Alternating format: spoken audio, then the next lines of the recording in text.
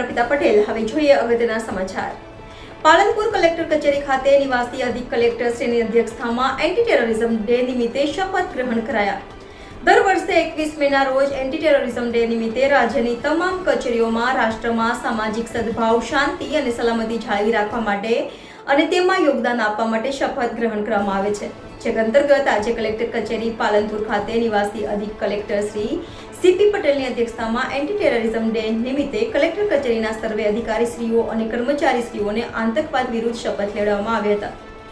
અત્રે ઉલ્લેખનીય છે કે આજ રોજ જિલ્લાની વિવિધ સરકારી કચેરીઓમાં એન્ટી ટેરરિઝમ ડેના ભાગરૂપે આતંકવાદ વિરોધી શપથ લેવામાં આવ્યા હતા, જેમાં જિલ્લાની તમામ સરકારી કચેરીના અધિકારીઓ અને કર્મચારીશ્રીઓએ પણ શપથ લીધા હતા। Reporter Nainaben Parmar, NN news, Palanpur.